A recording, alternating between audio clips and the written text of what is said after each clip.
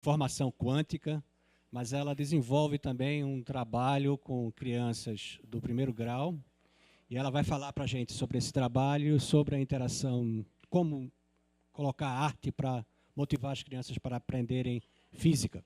Gabriela.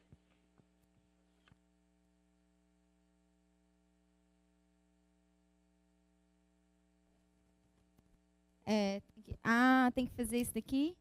Alô? Ok, é porque meu rosto é muito pequeno. É um prazer estar aqui conversando com vocês. I'm sorry, I'm going to give this talk in Portuguese because I was asked to give it originally in Portuguese, and I might remember at some point to say something in English, and if I don't, you can ask me. I'm sorry, it's very difficult to give a talk half-half, so I will give it in Portuguese because most people here speak Portuguese and not English. Então, eu sou pesquisadora, na verdade, eu não tenho nenhuma formação em ensino. Em nada, em divulgação, nunca fiz nenhum curso de pedagogia. O que eu faço é ler, eu leio, né, algumas coisas que eu acho, livros de pedagogia, mas assim, nada muito formal. Ou seja, então, eu não sei se eu sou a melhor pessoa para estar falando, né, para professores. Então, eu só vou dar a minha experiência, eu vou falar mais sobre realmente coisas que eu vivi. Eu não vou falar de teoria, porque eu não tenho teoria, eu só tenho prática, tá? Então, eu sou pesquisadora em física, especificamente ótica quântica, informação quântica.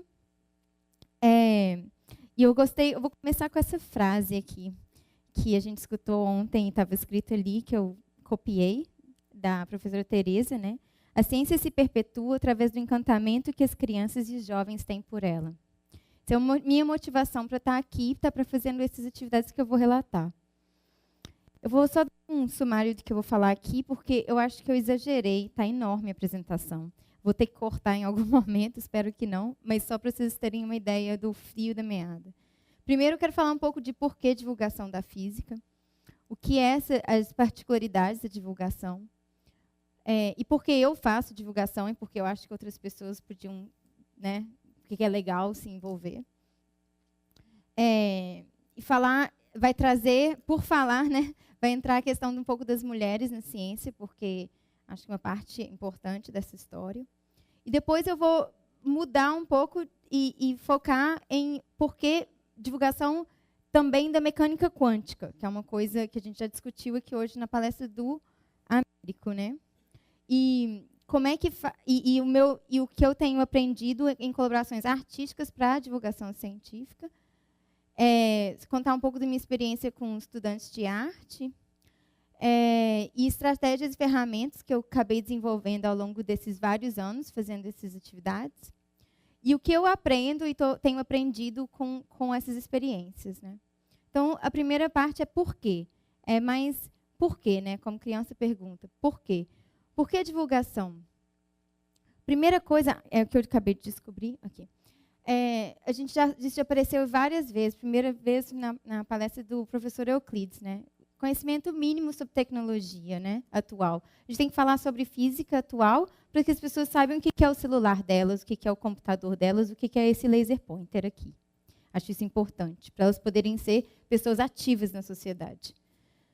Uma leitura crítica e o polimento de perguntas e o teste de modelos. Ou seja, as pessoas muitas vezes leem uma notícia ou leem alguma coisa no livro e não têm uma formulação crítica do que é aquilo, não fazem pergunta, ou quando fazem pergunta, não elaboram essas perguntas. Então, essa questão de elaborar, né, polir, que eu falo, a pergunta, né? E pensar num modelo e testar esse modelo. Tá? Então, eu vou começar aqui. Ó. É a única demonstração que eu trouxe hoje. Eu chego aqui, né, para as pessoas e falo assim, a ideia é o seguinte, eu vou te mostrar um fenômeno. E você tem que me falar, então vamos juntos elaborar modelo para o que está acontecendo. Então, por exemplo, eu puxo aqui, tá? Aí eu puxo aqui. Aí, o que eu falo? Vocês agora vão ter que orientar, vocês vão ter que me fazer perguntas sobre o que... A única coisa que não vale é abrir a caixa.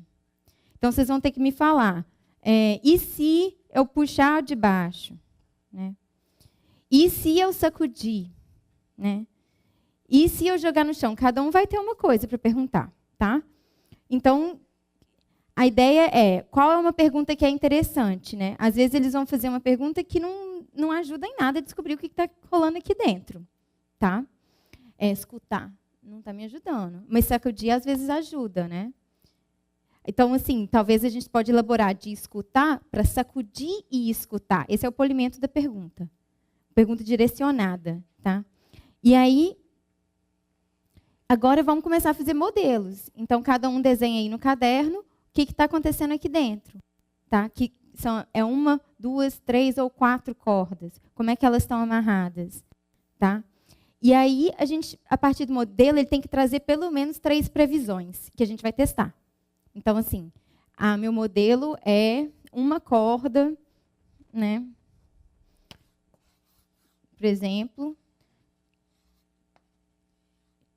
que eu fiz um nó daqueles que sai 4 lados, tá?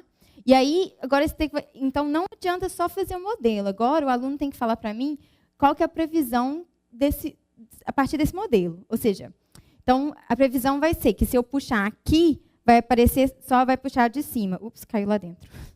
Entendeu? E aí eu vou testar esse modelo. E a gente vai fazendo isso. Um atrás do outro. É muito... Ou seja, sempre, uma turma assim, sempre alguém vai acertar o que está rolando ali dentro. Só que é uma questão muito importante é que eu não conto o que está aqui dentro. Por nada. Isso é um segredo de Estado. Eu não conto. Por quê? Porque a ciência não nos conta. A gente só pode ir testando e melhorando esses modelos. A gente nunca vai ter esse acesso direto ao que está realmente acontecendo. Então, a gente nunca, na vida, a gente nunca vai, na física, a gente nunca vai abrir a caixa. E essa frustração de não abrir a caixa e só ir melhorando e melhorando os nossos modelos é que faz a gente continuar na ciência. Se eu abrir a caixa, acabou.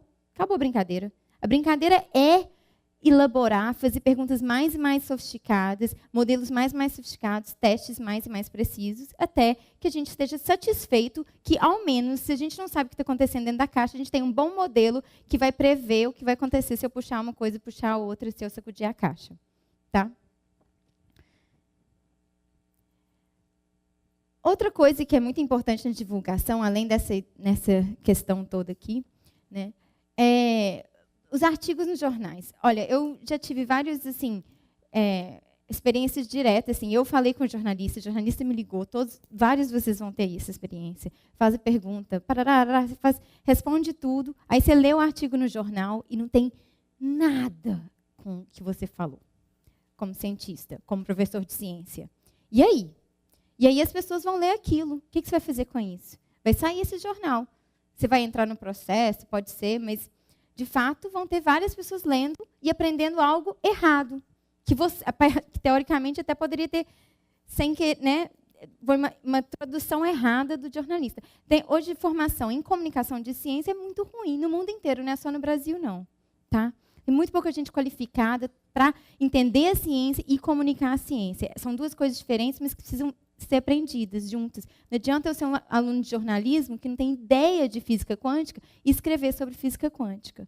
Então, uma formação mais interdisciplinar até hoje não é tão, né, disponível, então a gente tem que fazer a nossa parte de diretamente falar com as pessoas, sem o intermédio dos jornalistas. Complementação às formas. Muitas vezes as pessoas vêm da escola e estão de saco cheio, não querem falar de física, né? Então, eu tenho que... É como se assim, a gente fica injetando curiosidade, empolgação, energia nos alunos, porque, de fato, eles estão estudando para vestibular, eles têm que resolver F igual a MA, e é um saco. Né? Então, assim, se a gente constantemente está indo em cima, no fim de semana, o cara foi passear no parque, encontrou um físico e saiu de lá empolgado com o físico, ótimo. Talvez ele estude melhor a física naquela semana na escola.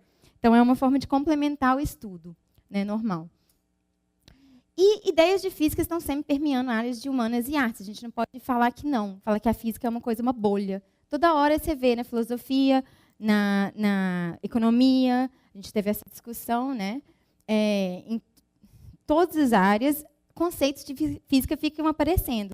a gente quer que as pessoas, pelo menos, tenham alguma ideia do que elas estão falando nessas coisas. Então, eu tenho muitas discussões com sociólogos, não sei o quê, para falar assim, ó, beleza, então, você está usando esse conceito assim, mas vamos, claro, tem uma licença poética, mas quão longe que essa licença poética vai sem virar um caos? Né? Então, esse processo de conversar com outras áreas é importante. E a contraposição à pseudociência. Eu trabalho com física quântica, todo dia alguém vem e fala para mim que tem alguma seita de cristais quânticos que vão resolver não sei o quê. E como é que eu vou, então, fazer uma contraposição a isso? É trazer a física quântica como uma coisa tão interessante quanto os cristais quânticos, né? Mas com um embasamento científico. Então, ao invés de falar assim, não vamos falar sobre isso, eu tenho que saber dialogar e fazer uma contraposição. Devolver uma outra ideia do que pode estar acontecendo. Eu já peguei gente e falei assim, então tá, cristal, traz os cristais, vamos fazer medidas de polarização, birrefringência com esses cristais. Fala assim, eles não são nada, eles podem fazer alguma coisa. Vamos estudar as propriedades dos cristais seus? E aí a gente faz conclusões sobre eles, ao invés de imaginar as propriedades deles, loucas. Então, assim, é uma ideia meio que de pegar e abraçar aquilo. Ok. Uma coisa que a gente tem que lembrar é reconhecer esse medo da matemática. Se chegar com fórmula, gráfico, ninguém quer saber. Você vai passar pouco tempo com essas pessoas. Assim, no máximo, você vai ter uma aula, 1 hora, né? Mas, geralmente, você vai ter 5 minutos, 10 minutos, 2 minutos. Você tem que passar alguma coisa que a pessoa tem que sair de lá com alguma modificação. Então, você tem que... Existe uma certa... Eu não vou falar de toda a física quântica, do Planck, como é que ele descobriu. Eu vou ter que pegar só aquela informação necessária para aquele momento. Tá? Lembrar então, assim, uma tática importante é a compreensão. Lembrar que a compreensão com efeitos visuais e táteis é uma coisa impressionante. Se a pessoa pode pegar, sentir e ver, ela lembra. Nem que ela lembre só aquela cena. Tá? É importante. E mão na massa. Isso é incrível. Todo mundo que passa por aqui para naqueles experimentos. Todo mundo. E fica. Não tem, assim, só no momento que eu estou falando aqui, não tem ninguém ali, mas no coffee break tem sempre alguém ali. Então, olha a importância desses experimentos. A gente tem que usar eles o tempo inteiro. Por que eles estão aqui dentro só e não lá fora? Entendeu? Na rua, na praça. Por que eu? Porque eu não sou a cientista que as pessoas imaginam. Né? Ou seja, você pergunta como é que é um cientista, as pessoas desenham o Einstein. Branco, cabelo branco, né? Homem branco, homem nórdico, velho. Né? Aí você chega e você fala assim, não, tem outros rostos. Isso é importante de mostrar. Não adianta você falar que existem outros rostos, tem que mostrar esses rostos. Né? E isso para ajudar as pessoas de diversas cores, origem socioeconômica, gênero e sexualidade para a ciência. Lembrando que a representação não é solução. Não adianta ter mulher na ciência e falar que resolveu o problema de mulheres na ciência, de gênero na ciência, mas ela pode ajudar a começar a mudar a cultura da ciência. Então, isso é importante. Então, só porque eu tive uma discussão meio quente ontem, na hora do almoço, eu vou trazer esses dados, porque eu achei que eu não precisava trazer dados e eu achei que eu podia passar rapidinho para essa história. Eu quero só, assim, eu não vou gastar muito tempo. Isso daqui é a percentual de concluintes de graduação presencial por região geográfica, gênero, segundo a área geral de conhecimento. No total de todas as áreas, você vê que em todas as regiões tem majoritariamente mulheres formando na graduação, dados 2017. Mas, se você olhar nas ciências matemáticas e computação, sempre tem mais homens que mulheres. Ou seja, no norte, 1,5% contra 2,8%. Tá? Nordeste, 1,7% contra 3,4%. Sudeste, 2,5% contra 4,9%. Ou seja, mesmo que a maioria das pessoas que estão formando em graduação no Brasil, presencial, são mulheres, mesmo assim, nas nossas áreas, não é o caso. Aqui é o comparativo de distribuição de pesquisadores mulheres que são membros da Academia Brasileira de Ciência e têm bolsa de produtividade de pesquisa do CNPq. Tá? Em escuro, Academia de Ciência, esse daqui, produtividade. Esse daqui é engenharia, ciências exatas, ciências da terra. Tá? Esse daqui é saúde e ciências life sciences, né? e aqui ciências humanas. Você vê que, em termos de bolsa de produtividade, olha como é que está as ciências humanas, meio a meio. Olha como é que a gente está. Em termos da academia de ciências, é um desastre. Mas aí é uma questão cultural que realmente precisa mudar. Aqui, membros da academia de ciências, em geral, somos 13%. Isso. É a mesma. Agora, aí você fala assim, mas na física, dados da física, Sociedade Brasileira de Física, 27% das mulheres. Agora, depois você pode perguntar para a Rita quantas delas estão em direção da Sociedade Brasileira de Física. Né? Essa que é né? Então, aí é outra questão. Mesma coisa na Sociedade Brasileira de Astronomia. Quem que é só sócio e quem está realmente mandando as cartas ali dentro. Bolsa de produtividade em física, 11% são mulheres. Um A e um B cai para 8%. Tá?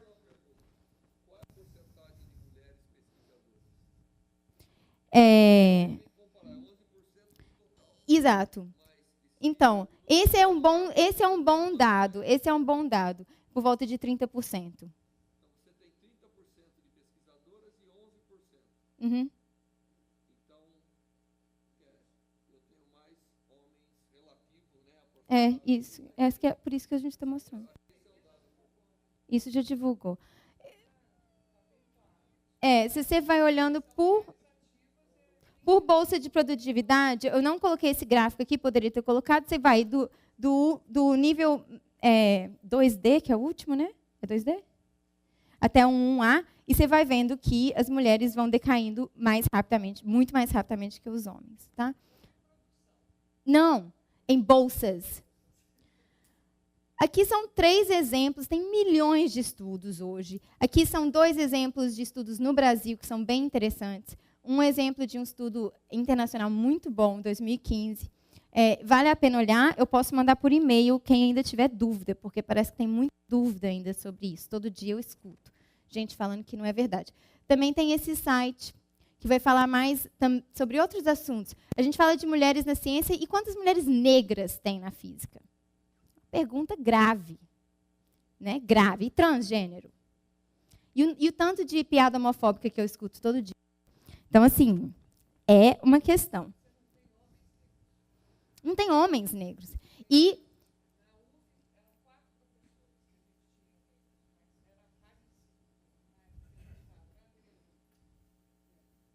Enfim, a gente tem várias discussões.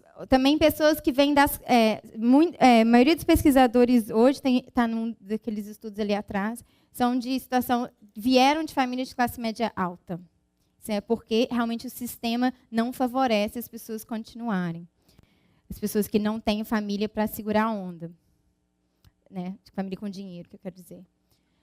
E a pergunta que eu tenho é essa. Não vi nenhum dado sobre, né, no segundo grau, sobre professoras de segundo grau. Então, essa é uma pergunta que eu tenho sobre licenciatura.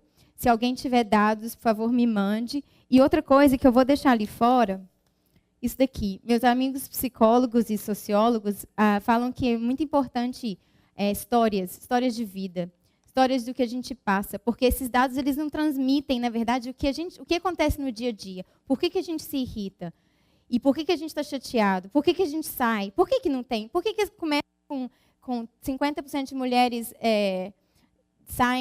começam a graduação e no final só tem 11%? O que está acontecendo? História de vida. Então, quem tiver alguma história, escrever anônimo, ou se tiver algum site, ou se tiver alguma referência, coloca aqui, coloca nesse envelope, eu estou coletando. Obrigada.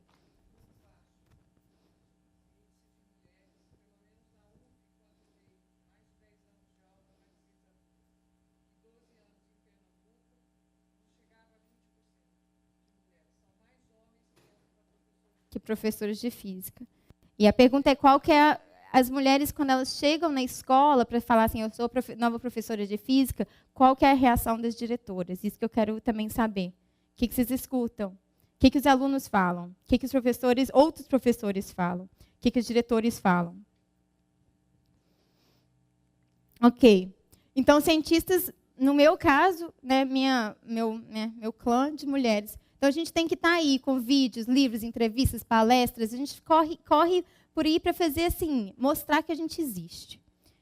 dar um trabalho danado, é exaustivo. Reação comum das pessoas. Umas 2 semanas atrás eu dei uma palestra em escola pública. Uai, então cientista, realmente, literalmente as pessoas falam isso. Não é só homem branco velho, não. Sim, o professor me escreveu um e-mail agradecendo, falou assim, foi a coisa que eles mais aprenderam na palestra. Não sei se vocês falam que minha palestra foi péssima, né? Mas que todo mundo já é ela, tem certeza? Não errou, não? A importância de contar histórias. A gente chegar no almoço, no coffee break, a gente contar nossas histórias, que a gente descobre que isso é tem toda uma cultura. Isso não é só estatística, é cultura. Tá? E a importância de colher dados sobre essas atividades que a gente faz, porque a gente não faz, geralmente a gente não colhe dados. Né? O que aconteceu? Então, para isso, eu vou introduzir falar um pouco sobre esse projeto Sementinhas da Ciência, que foi projetado pela professora Laura, do Departamento de Física aqui, e que ela me chamou para ajudar ela, né? E montar, pensar e executar. E conseguimos uma turma maravilhosa para nos ajudar. Tem as nossas monitoras, a Anne, a Mara, que está aqui, né? Rafaela e Josiana.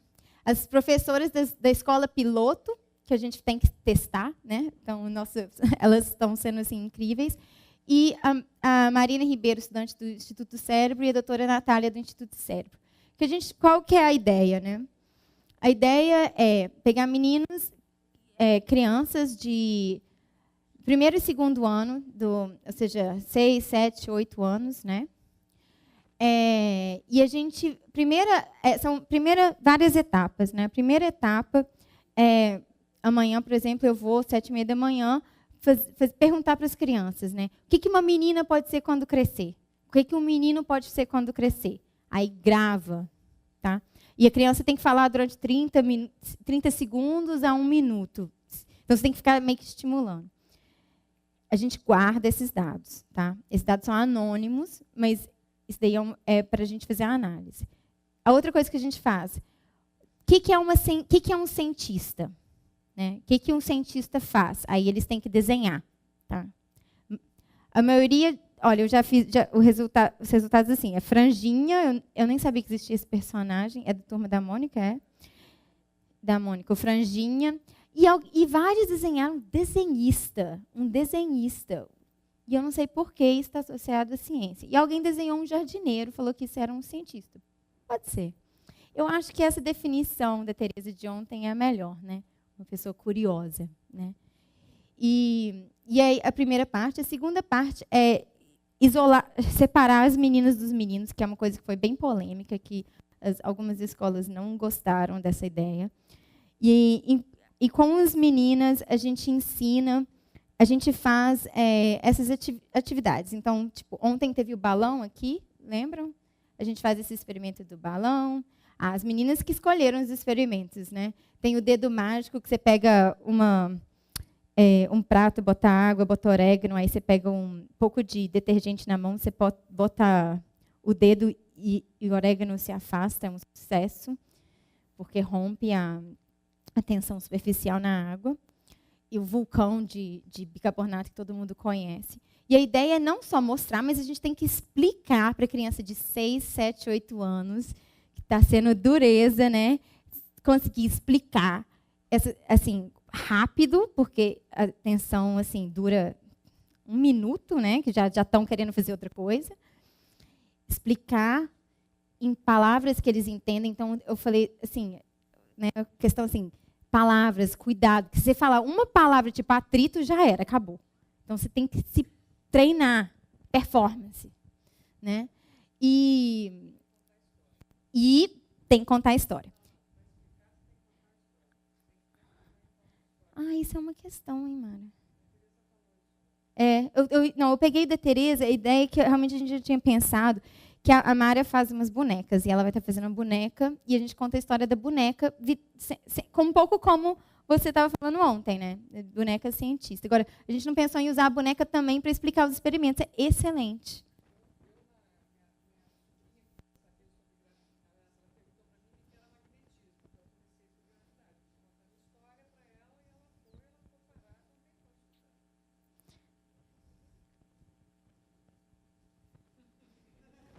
A Mara ali. E aí, a ideia é que, então, no dia seguinte, tá? Aí a gente conta nossas histórias, que foi parte também que foi importante ontem que a Tereza falou. Eu falei que eu escrevi para os meninos na hora, eu quero fotos da gente de criança, sabe? Que a gente tem que descer e falar com elas. Porque os professores, igual você falou, colocam a gente lá em cima, né? Então tem que fazer esse contato com elas.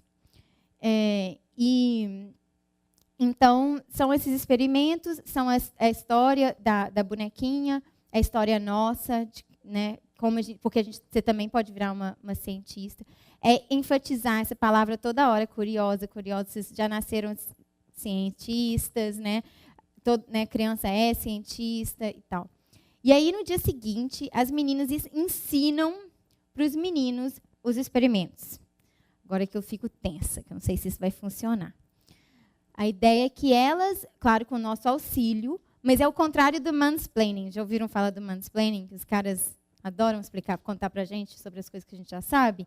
A gente vai womansplain eles, assim. Então, as meninas já aprendendo desde cedo que elas podem saber uma coisa e elas podem explicar para um menino o que elas sabem. E, então, assim, invertendo essa relação. Porque eles já tendem a ser mais, assim, conversando com as próprias professoras, eles já são mais proativos. Eles tendem a, se for fazer tudo com eles juntos, eles muitas vezes dominam o espaço, já nessa idade, imagina. Então, assim, a gente separa, faz com elas e elas fazem com eles. A gente auxilia, mas a ideia é que elas expliquem os experimentos. Elas têm, né, essa iniciativa, né, elas dominam a área. Isso foi bem polêmico, vou te falar a verdade. Assim, nem todo mundo, né, a gente teve escola que não se interessou justamente por isso, falou que era feminismo louco, que a gente era... Enfim, tem que tomar muito cuidado. E aí volta outro dia e faz a mesma pergunta. O que uma menina pode ser quando crescer? O que um menino pode ser quando crescer? Desenho que é um cientista. Tá? E aí a galera do Instituto do Cérebro, né, vai fazer essa análise comparativa. E tentar, com pouco dado no momento, mas é um projeto piloto, e a ideia é ver se está funcionando, o que não está. Uma das coisas que é importante, assim, que palavras que estão surgindo novas, que formulações estão surgindo novas, que ideias estão surgindo que são novas.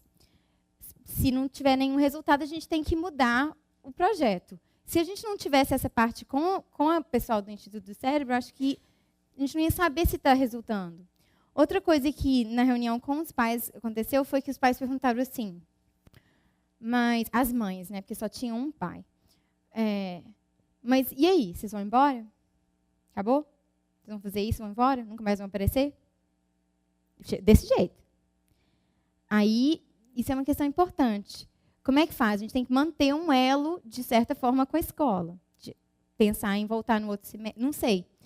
Não pode totalmente abandonar. A gente vai fazer doação de livros para a biblioteca e tal, mas tem que ter alguma coisa que continue, porque senão já era. Então, numa das turmas, 17, 20, né? E 30. Meio a meio, mais ou menos.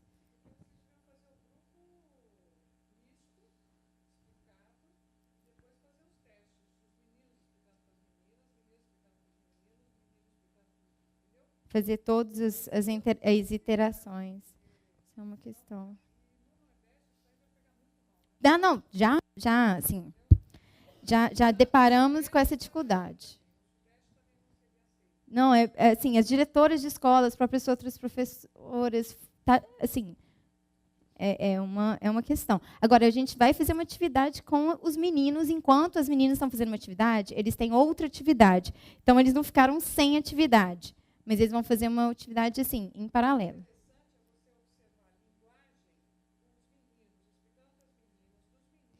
Isso é uma questão de observar essa linguagem.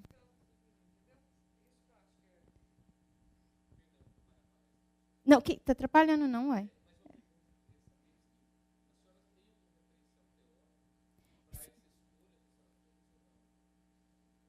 Eu falei desde o início. Eu e Laura, que estamos montando esse negócio, pesquisadoras em ciência. A gente está inventando essa história. Em colaboração. Nossa, teórica, a ideia a ideia inicial era trazer as meninas para cá, mas aí não tem dinheiro para trazer, porque a gente não tem nenhum, assim, a gente conseguiu o suporte do FRN para 2 bolsas de monitoras. As outras estão fazendo isso voluntário e a gente está gastando nosso dinheiro com as coisas. As camisetas, enfim, tudo a gente vai ter que fazer com o nosso dinheiro. Carro, tá. Então, assim, por isso também está meio limitado ainda. Se a gente conseguir mais recursos, é outra coisa. Agora, formação teórica, eu adoraria, mas não tem. A única pessoa que tem que estar, assim, ajudou, assim, que tem uma ideia mais, assim, formação teórica é a professora Juliana, que é a coordenadora da licenciatura. Ela que, nas vezes, eu falo assim, qual que é o nível que vocês têm que falar, quais os tipos de experimentos que dá.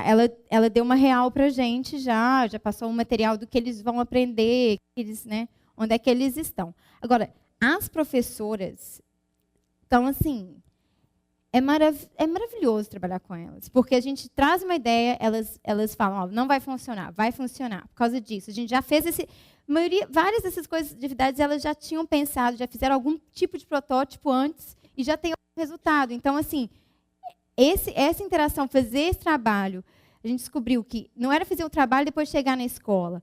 É um trabalho com essa primeira escola, está sendo um trabalho com a escola. Né, as professoras nos falando o que elas acham que é legal, porque a gente não tem teórico, a gente não tem experiência nenhuma. Sim, as monitoras têm alguma experiência. A Mara já trabalhou com criança, né? Agora, eu nunca trabalhei, né? Então, assim, é na loucura mesmo. Eu espero que a gente não destrua nada da vida delas. Eu acho que não tem potencial, mas assim, seria ótimo se esse projeto conseguir ganhar, se esse projeto piloto rolar, a gente vê. A ideia é essa, é examinar. Passando isso, aí a gente pode falar assim, então tá, vamos trazer mais gente. A gente precisa de dinheiro, primeira coisa, né? E aí, pessoas que conhecem do assunto.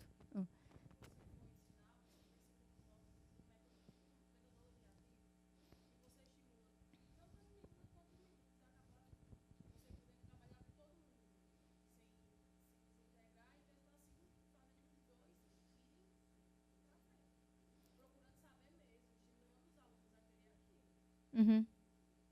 Uhum.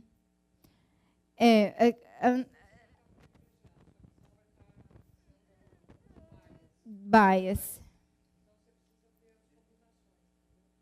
É.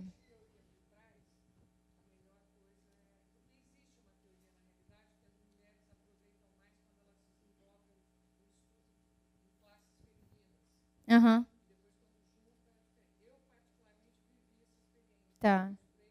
Hoje a gente falou da nossa própria vivência, por isso que a gente trouxe isso, porque a gente foi. Uhum.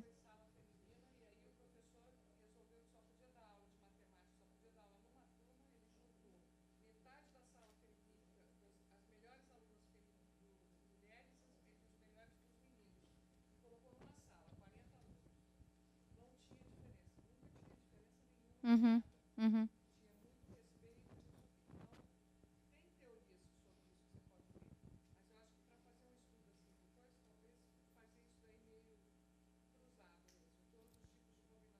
Sei, para poder fazer essa. Então, essas sugestões a gente está anotando aqui na cabeça. Mas acho que o ideal é esse projeto crescer, a gente ter pessoas entrando que possam nos dar esse suporte, né? Ajudar a formular uma coisa mais sofisticada. Por enquanto é um projeto muito cru, né? Boas intenções, né? Oi.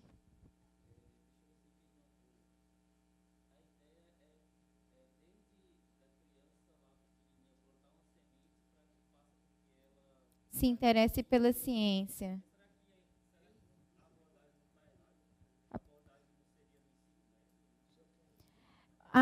Tá. Isso daí é porque tem estudos que foram divulgados, eu não coloquei os dados. Teve um estudo divulgado ano passado na revista Science e outro na revista Nature, que eles fazem comparativos do que da imagem que crianças têm de um cientista, né, de cientista, eles vão vendo ao longo dos anos como é que isso vai mudando. E tem uma transição na fase dos 11 anos, 12 anos. Inicialmente, as crianças desenham si própria. Então, desenha um cientista. Aí ela desenha ela mesma, né, sendo um cientista, tá? E aí, lá pelos 12, 13 anos, todo mundo desenha o Einstein. Tem alguma transição aí que acontece no 10, 11, 12 anos. Então, a nossa ideia era fazer essa intervenção antes, né, para que a criança não chegue nesse ponto e descubra que só tem o Einstein. Entendeu?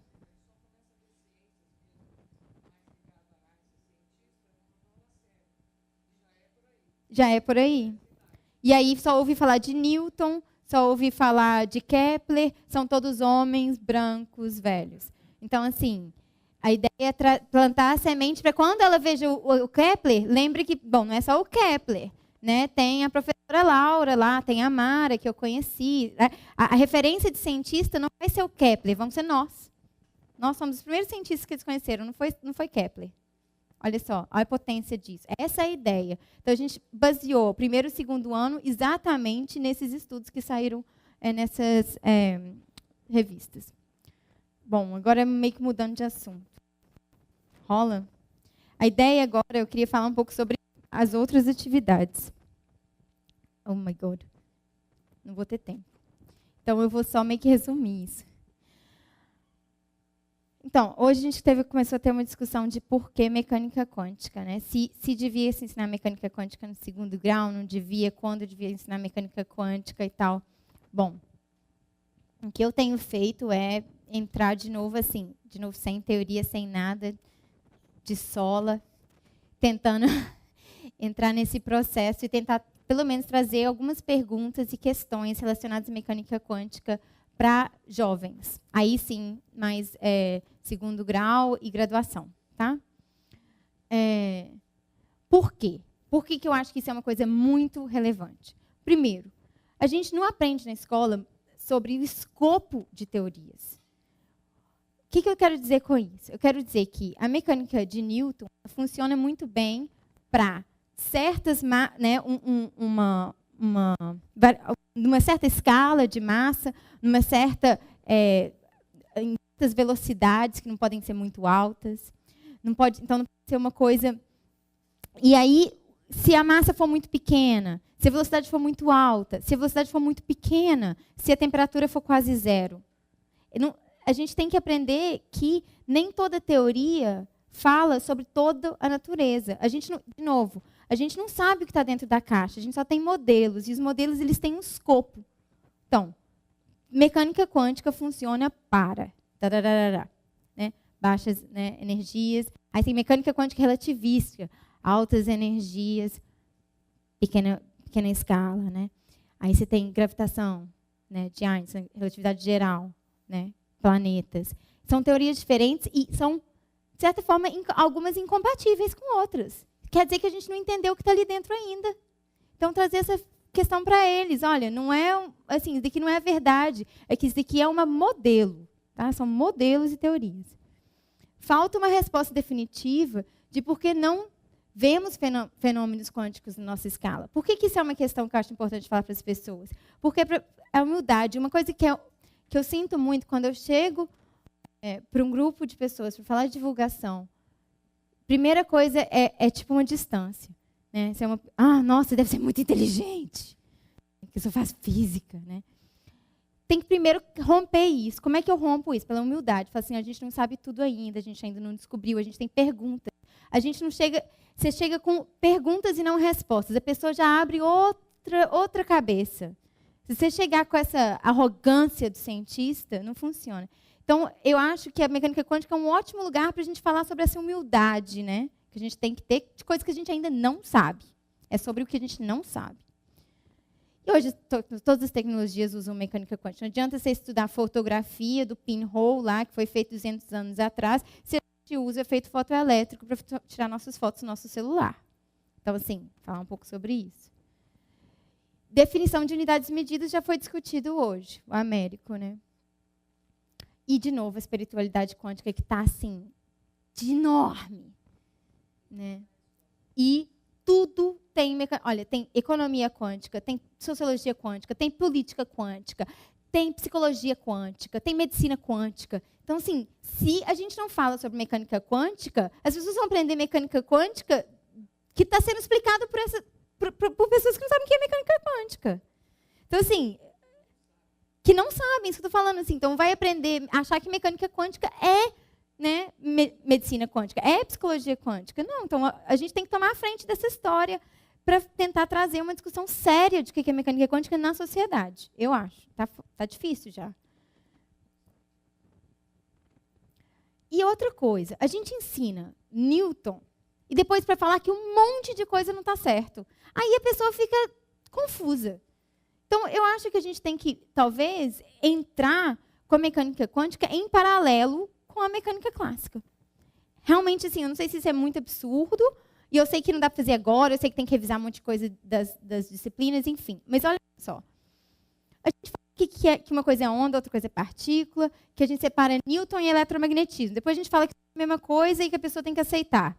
A pessoa entra em confusão. Se você nunca explica, se a gente já começa falando que é uma coisa só e que tem diferentes formas de, ou seja, de manifestações, pode se manifestar como onda, pode se manifestar como partícula, olha como é que isso é mais fácil de entender do que você primeiro ensina que são coisas separadas, depois você fala para a pessoa que tem que ela juntar aqueles conceitos. Você junta o conceito e fala que eles são diferentes manifestações. Foco em coisa ao invés de campos. Na física moderna, ninguém fala de coisa, bloquinho. A gente fala de campos. Eu sei que é difícil, mas a gente fala de onda. Onda é muito importante. A gente vai aprender onda no segundo, sei lá, qual física que é, não é no início. Pô, onda é muito importante. Observação passiva. A gente aprende que a método científico é, né, o cientista faz um experimento que é independente do laboratório, do local, da pessoa, de como ele faz, de qual observação que ele resolve fazer, aquela coisa existe independente de tudo isso. Aí chega na mecânica quântica, ele fala assim, o resultado do seu experimento é depende do contexto, de quais outros os experimentos você vai fazer depois. Olha que loucura. Não é só os que você fez antes, não. O que você vai fazer depois. Qual o conjunto de todo o laboratório. Não adianta só se falar o que está acontecendo ali.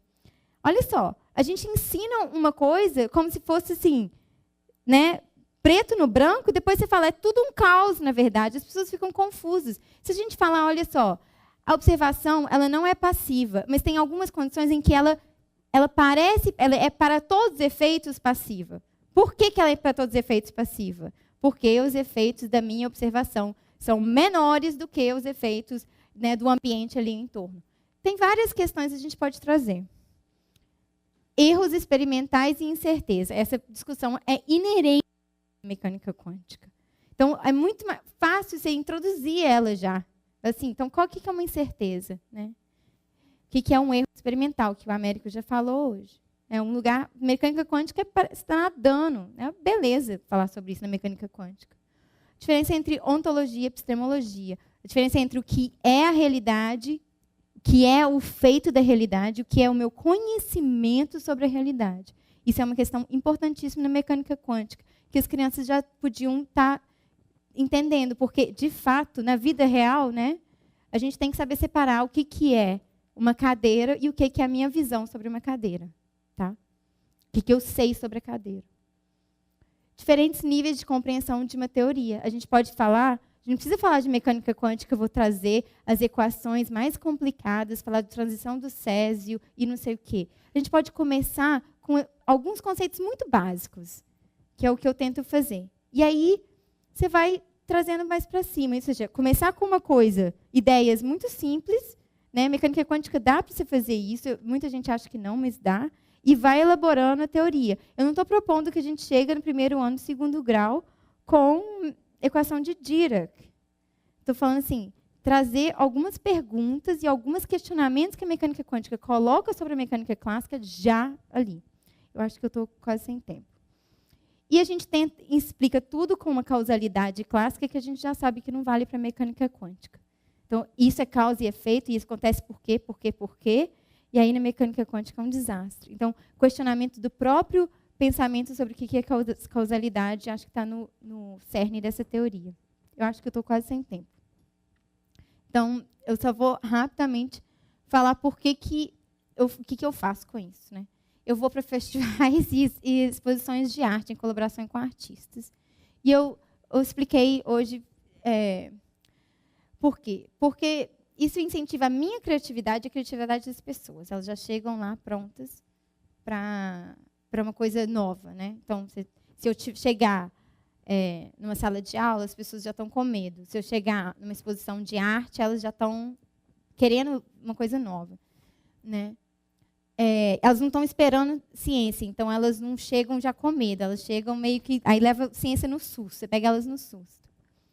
Biologia já faz isso há muito tempo. A bioarte é uma coisa que existe muito forte desde os anos 70, né? E os biólogos usam a arte como uma forma de falar sobre biologia. Então, a física também podia fazer isso. A isca, né? Eu já falei isso hoje na hora do almoço. Assim, você vai e traz uma coisa bonita, interessante, legal. A pessoa chega, aí você vai bate uma mecânica quântica nela, né? Você tem que trazer a pessoa devagarzinho, né? Você não pode chegar, né, e querer impor sua física. Ninguém quer saber de física, né? Tipo, de fato, eu chego na rua, ninguém quer saber. Então, como é que eu quero que as pessoas queiram saber? Que você traz uma coisa que elas ficam curiosas, faz elas ficarem curiosas. As pessoas que gostam de arte já têm uma mente muito mais aberta, eu acho, do que muitas pessoas que não estão nesse meio. Lembrando que tempo de atenção escolar é variado e que, numa exposição, eu vou ter desde menino de 5 anos de idade até gente de 40, 50, 60, 70. E, no mesmo dia, numa exposição, eu vou explicar um conceito falando assim com uma criança, falando assim com o senhor, falando assim com uma senhora. Ou seja, eu vou ter que mudar minha performance, minha forma de falar. E isso é cansativo demais. Você acaba o dia, você quer dormir. Mas, ao mesmo tempo, a gente vai... Eu vou aprendendo sobre a minha própria... Os próprios conceitos que eu estou falando. Como eu tenho que explicar de formas diferentes para diferentes pessoas, no mesmo dia, essa volatilidade, essa, né, versatilidade me ajuda muito. Com o meu próprio trabalho, eu tenho outra forma de pensar meu trabalho. Chairman, você esqueceu de mim? Você não está me falando que eu tenho que parar?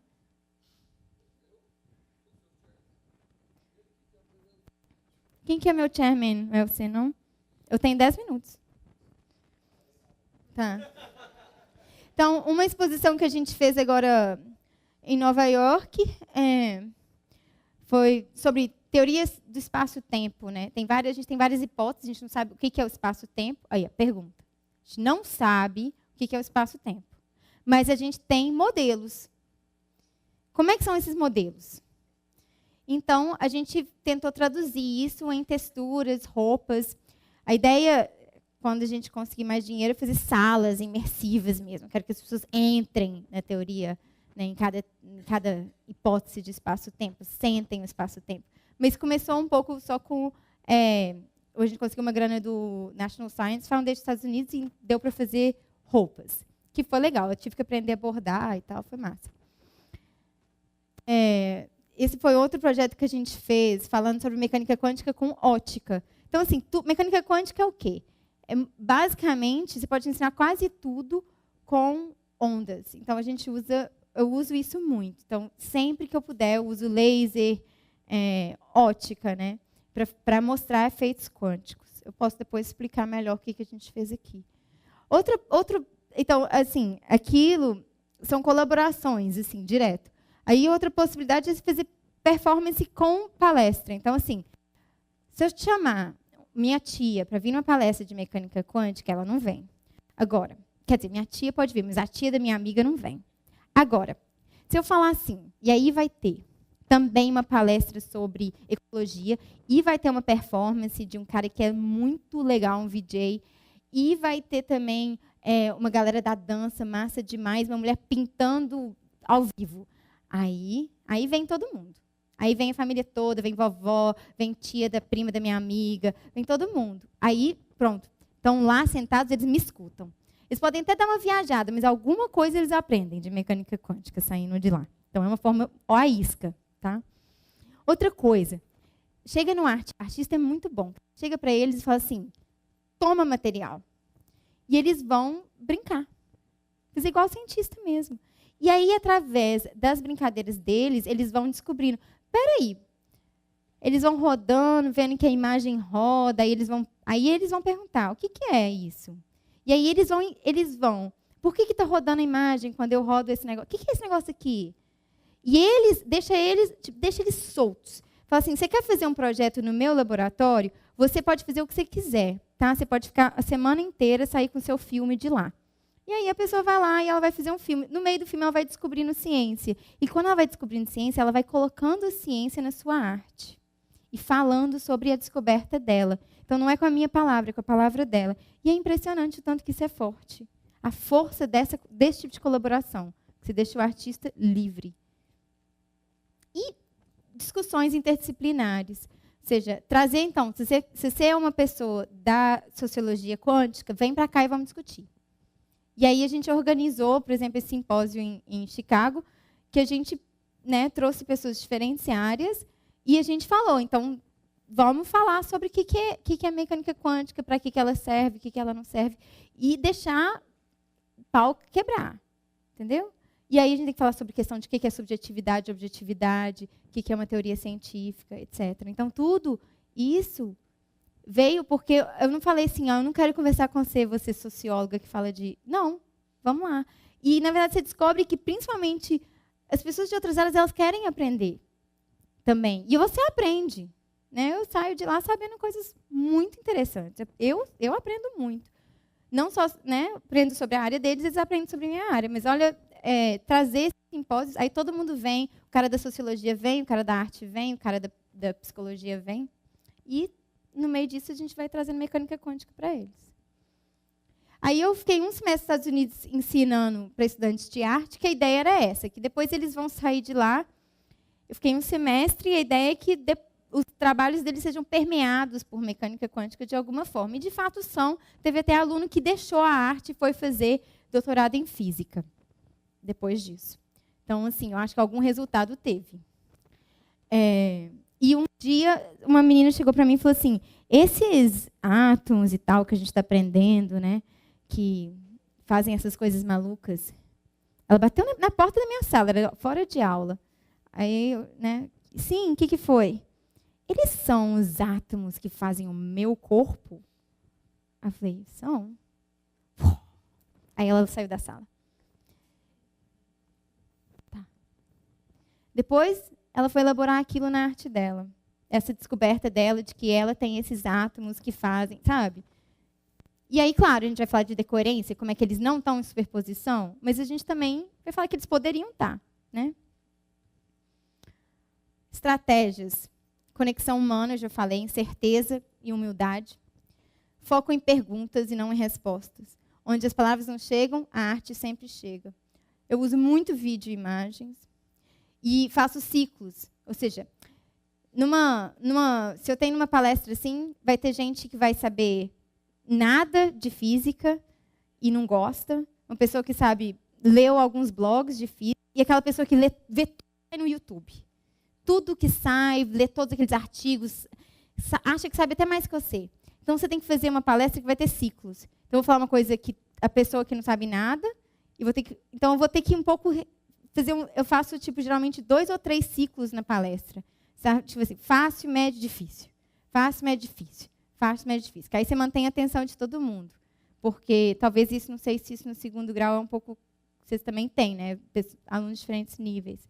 Eu aprendi isso, de novo, na prática. Não tem nada de...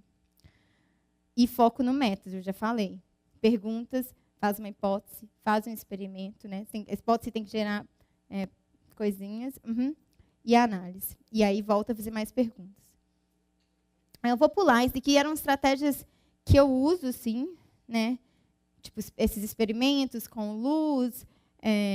referências a filmes e arte que eles já conhecem, a filosofia que eles já conhecem, referências a dinheiro, finanças, que, por incrível que pareça, são ótimas para explicar mecânica quântica. Foco em resultados experimentais, ao invés de teoria, experimentos mesmo. Implicações filosóficas, que a galera adora discutir. E excursões. Tipo, você leva a pessoa para ver um negócio desse, nossa, é outro universo. Aí ela empolga. Então, ela tem que entrar no laboratório. E aqui, já foi mostrado o FET. O Eric me falou desse daqui, eu também não... eu entrei agora, né? Quantum Interactive Learning Tools, se alguém quiser, eu posso passar essas referências, simulações online, tá? Que são maravilhosas. Finalmente, coisa que eu aprendi, né? Tem uma fina linha, né? Eu tenho que ser humilde, mas eu também tenho que ter uma certa... A ciência, nem tudo vale, né? Qual que é a diferença entre a ciência e a arte, né? A verdade científica e a artística. E eu descobri que, às vezes, eu vou muito, tipo assim, não, mas a gente não sabe de nada. Aí, pá, você toma capote. Aí você tem que voltar. Mas aí você não pode também chegar e falar assim, não, eu sei de tudo. Não. Então, eu acho que é o mais difícil. A fina linha entre eu não sei tudo, mas tem um método que eu uso e eu acho que ele é um método que faz sentido, né? Ressaltar a importância desse método, né? E a verificação experimental. E focar na diminuição do medo, né? Da física. E, assim, vários trabalhos meus surgiram a partir dessas interações, porque eu descobri uma coisa nova sobre a minha própria coisa, minha própria pesquisa. E a tecnologia hoje é a interseção de áreas, né? É o design junto com computação, junto com a física. Então, se a gente não sabe falar com pessoas de outras áreas, a gente também a gente está por fora do avanço tecnológico que a gente está vendo hoje. Acabou. Obrigada.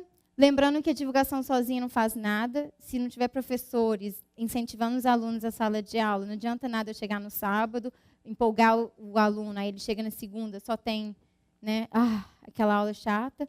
Tem que ter os professores que seguram a onda, na verdade. São professores que inspiram a criança no dia a dia, não são os divulgadores. Eles só dão faíscas. Agora, só pega fogo se tiver o professor. Professor que é assim, o essencial, né? Então, por isso, eu agradeço aos professores, porque meu trabalho não faz o menor sentido sem os professores. Obrigada.